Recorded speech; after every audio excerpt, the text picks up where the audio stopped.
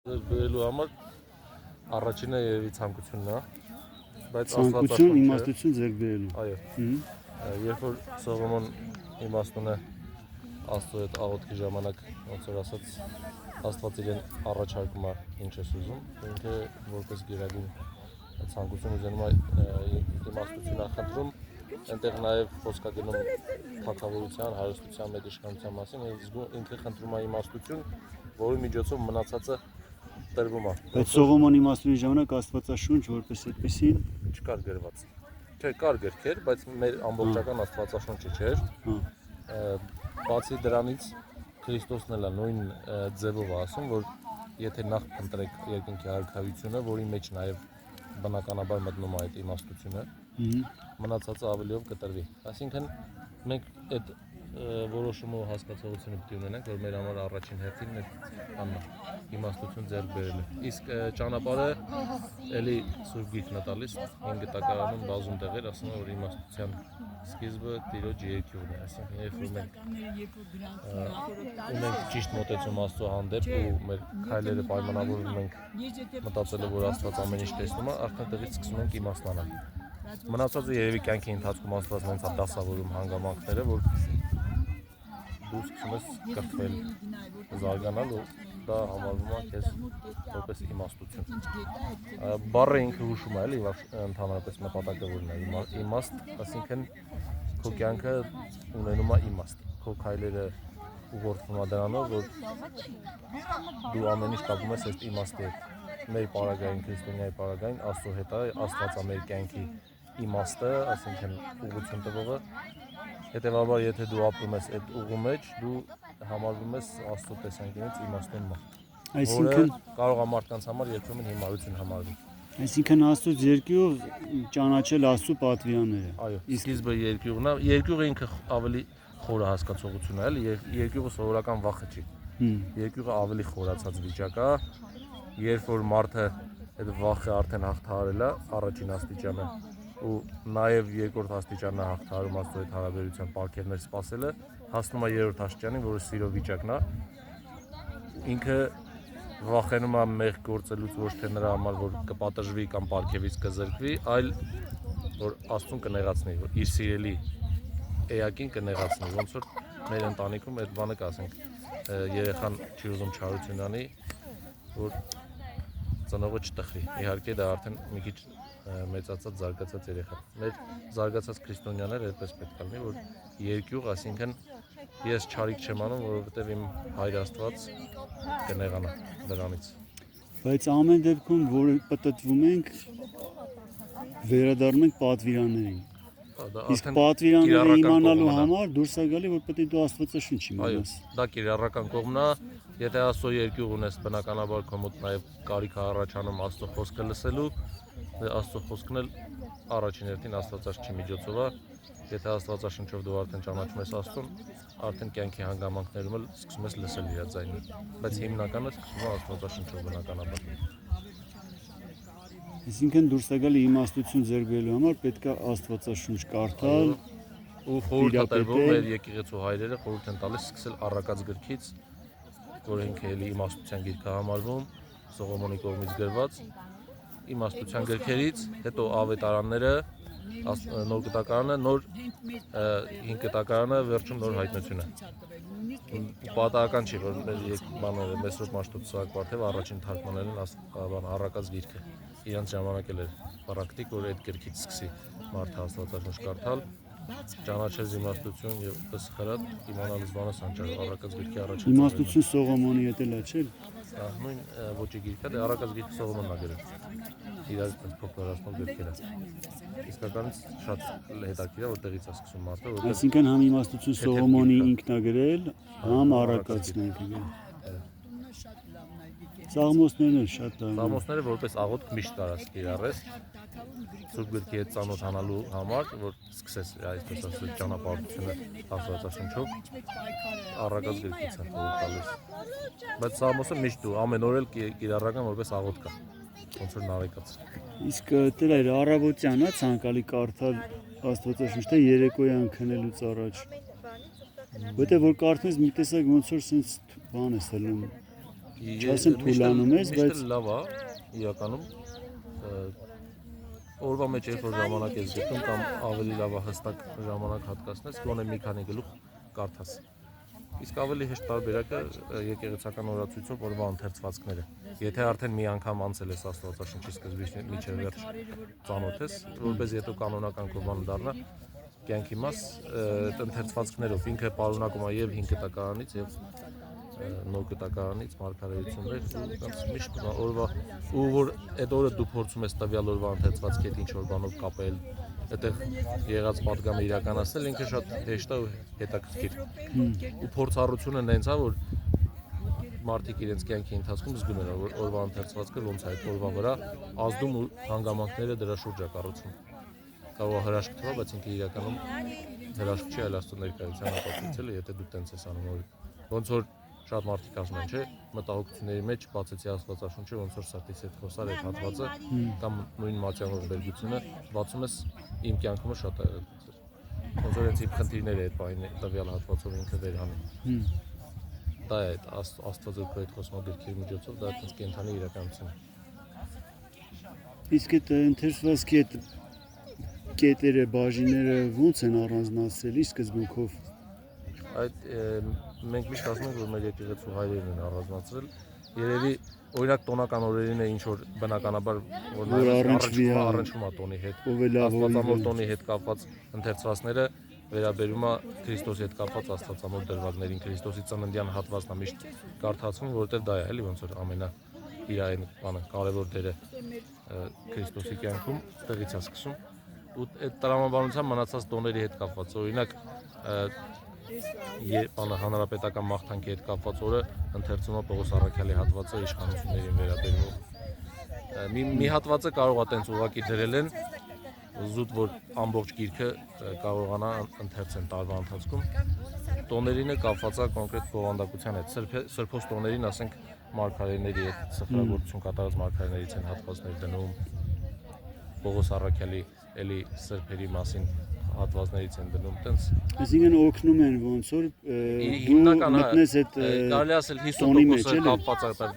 առնչվում է կոնկրետ տոնի օրվա խորհրդի հետ իսկ սովորական օրերին սովորական ընթերցվածքները բայց եթե դու տրամադրվում ես կարողանում ես օրվա մեջ դու դրա բանը տեսնել էլի կապը քո կյանքի հետ այդ էլ կա ոնց որ տեղ ես թողում որ Աստված բան անի էլի տենց քո օրվա մեջ առօրյայի մեջ տեղ ունենա զգում ես դա Դե դուք նախկինում Արցախում էիք, չէ՞, ծառայում։ Այո։ Հիմա էլ նորից երազանքս մեծանա, որ նորից գնամ որպես վերջնական։ Գոնե մի քանի տարի այնտեղ ծառայեմ կյանքի։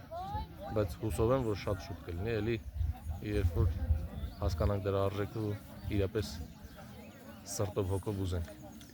Արցախում էլ չէ՞ շատ եկեղեցիներ կար։ Շատ եկեղեցիներ մասշտաբով որ համեմատում էին կարծեմ ամենաշատը հենց Արցախում է։ Հայաստանից շատ էին։ Այո։ Որովհետև հենց բանի վաճական բարեպաշտի ժամանակ ասում է որ ինքը 360 եկեղեցի է կառուցել։ Ով էր վաճական բարեպաշտը։ Վաճական բարեպաշտը Արցախի թագավորներ 4-րդ դարում, որ շատ իրապես բարեպաշտ է եղել իր ընտանիքին հավատարիմ։ 4-րդ դար։ Հա, 4-5-րդ դար։ Թագավորի համար մի քիչ բան է, չէ՞, թվում որ թագավորը հավատարիմ կյանքով ապրում բան քրիստոնեական կյանքով մեր այս առօրյայի մեջ մի քիչ զարմանալի է որովհետև մեկը իշխանություն է ստանում ոնց որ իր համար դուռ է բացում դեպի մեղք բայց ինքը իրական եղել է այդ բարեպաշտ դրա համար ասում են Անահիտի հետ հավատարիմ ապրել է ունեցել է 6 երեխա ու ճիշտ է կանոնական չի սրբացվել բայց ժողովրդի մեջ ինքը որպես սուրբ է միշտ նկատվել այդ բարեպաշտ մականուններ դրա ապացույցներ էլի ու բան արել չէ ինքը համ առաջին սահմանադրությունն է ընդունել եւ եկեղեցական եւ աշխարհիկ առումով աշխարհում եզակի իրադարձություն է եղել։ Էդի կա հիմա գրված բաներ փոխանցվել է արդեն մեր կանոնագիր քայլոցի բանի մեջ փոխանցվել է դրա որոշ կետեր, բայց կոնկրետ օրիգինալ դժվար թե պահպանված լինի։ Ու ամենակարևորը ինքը հետաքրքիր է եղել, ինքը պարսիկների միջոցով իշխանություն ստացել, բայց կարողացել է հասնել նրան, որ իրենց թույլտվությամբ ինքը իր երկրի կառավարումը հիմնել է լրիվ քրիստոնեության վրա։ Այդ ժամանակ շատ բանը հեթանոսությունից մնացած աղանդներ կային Արցախի տարածքում, մատնահատներ էին կոչվում բան տենց, որ տարին մի անգամ մարդուն զոհաբերում էին, մորթազերծ էին անում, մատից էին կտրում, այտենց սկսում միջև ամբողջ մարմինը կենթանի զոհաբերում էին, բան էին անում, այտենց բաներ պահպանված էին, իրանց լավ պայքարում էր իրանց դեմ, ու իրանց ովքեր որ փորձում էին մնալ տաղանդի մեջ, քշում էր քուրիցենկով, չէր թողում որ մտնի իր տարածք։ Այն ժամանակ դե բնականաբար քրիստոնեությունը արդեն ընդեղել էր, չէ՞։ Արածված էր, բայց հələ բաներ կար, հեթանոսության մնացուկներ, այդ կռապաշտության բաներ կային, զոհագործություններ։ Ու իրանք թաքնված անտառներում թաքուն բաներ ունեին, բնակավայրեր։ Այդ հեթանոսները իրենց ծեսերով ապրում էին։ Շատ բաներ էլի, փիս տենց աղանդատիպ կառույց էր։ Բայց վարչական բարեպաշտը քրիստոնյա էր։ Ինքը քրիստոնյա էր, այո, ու լիարժեք բան անում էլի։ Կարողանում է երկիրը մեծամասամբ քրիստոնյա դարձնել։ Գրիգորիսի մասունքներն է գտնում ամարասում բանանում հուղարկավորում ընդեղ։ Ձեր անունը իր անունով է դրած։ Հա։ Ի պատիվ ի հիշատակ վարչական բարեպաշտի։ Հələ մենակ անունն է տրված, բարեպաշտը պիտի վաստակենք, ոնց որ բանը որ ասում ենք Աստված մարդուն ստեղծեց իր պատկերով եւ նմանությամբ, մենք ասում ենք որ պատկերը տրված է, նմանությունը հանձնարարված, այսինքն մենք պատկեր ունենք բոլոր այդ հնարավորությունները, պոտենցիալը, որ Աստծուն նմանվենք, բայց նմանվելը կախված է մեզանից, որպես հանձնարարություն է։ Բայց այդ պատկեր շատ մարդիկ հասկանում են sense ոտ, ձեր։ Չէ, պատկերը առաջինը հոգին է, մտածելը, ազատությունը եւ որոշումներ կայացնելու պատասխանատվությունը, որով գործելով ճիշտ կարող ես նաև նման դառնալ Աստծուն։ Հոգին նկատի ունեք Սուրբ Հոգին։ Մեր կենթանություն տվող մեր հոգին, որը Սուրբ Հոգու հետ համագործակցաբար արդեն դառնում Աստծո նման։ Երբ որ մարդը մկրտվում է Սուրբ Հոգի Աստանում, ինքը այդ պահին կարելի է ասել հենց աստվածանման վիճակն է, բայց դե ինքը ազատ է ամեն դեպքում պիտի կյանքի ճանապարհ անցնի, անընդհատ էլի սայթակում է, էլի։ Սուրբ Հոգու համագործակցություն։ Այդ որ ասում ենք Աստծո մասնիկ հենց այդ էլի, որ ինքը նաև հոգի է, մեր մեջ էլ դրել է մի փոքր հոգի, որը եւ իրենից է եւ իրենից չի։ Բայց վերջնական նպատակ պիտի միավորվի հետ։ Ակունքն դեռ։ Իսկ Արցախում երիտասարդները ակտիվ էին տերեր։ Դուք ընդ երիտասարդների ղեկավարն եք, չէ՞։ Հա, ես ՔԴԿ-ի տնօրենն էի, բայց երիտասարդաց ՔԴԿ-ի կարգում մենք էինք։ Կար միջև պատերազմն էլ կային տարբեր տեղեր ու պատերազմից հետո էլ նոր բաներ, կարելի ասել զարթոնքի ինչ որ շրջան էր սկսել, հատկապես բլոկադայի վաղ շատ էր։ Եկեղեցին հաճախելիությունը շատացել էր։ Ու մի հատ հետաքրքիր բան եմ նկատել, որ Արցախից դուրս գալուց հետո ավելի է ժողովուրդը մոտեցել եկեղեցուն։ Այն մարդիկ, որոնք երբեք չէին գալիս, ստեյմո պատարակ էին գալիս։ Այսինքն հասկացել են իրականում, որ հիմնականում իրենց մեղքով է, էլի ամեն ինչ եղել։ Աստծուց չեն նեղացել։ Հենց Պարկ ասում։ Այստեղ էլ լիքը կան մեր Արցախի երիտասարդներից հավաքածաններ։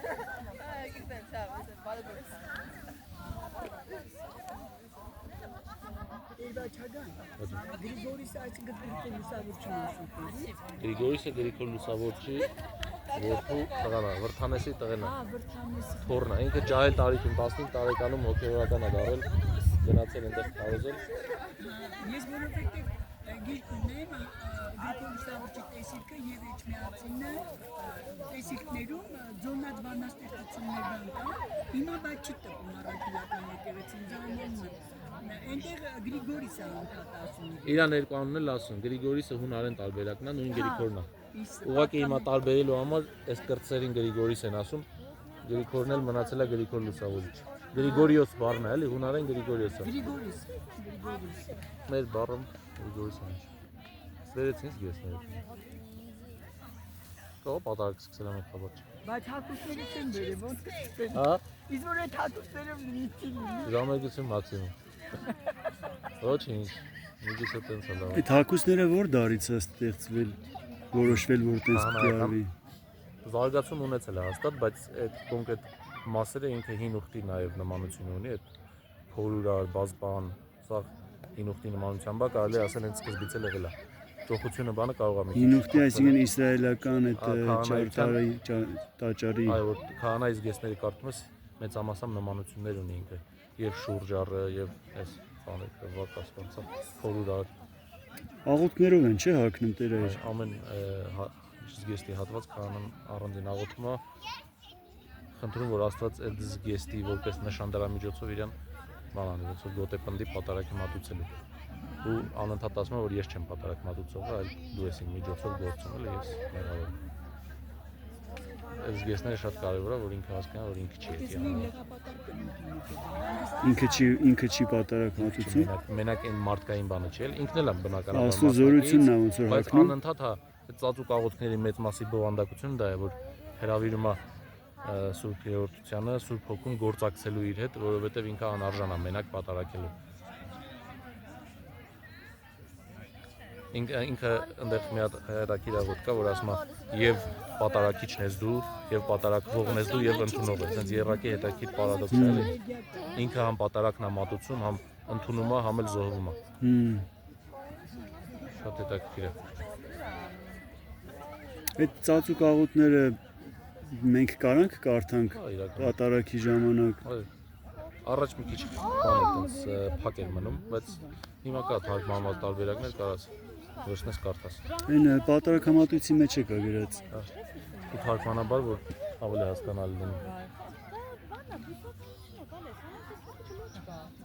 Բուսականությունից ալեգալ լինի։ Սիրունա չէ դեր այստեղ։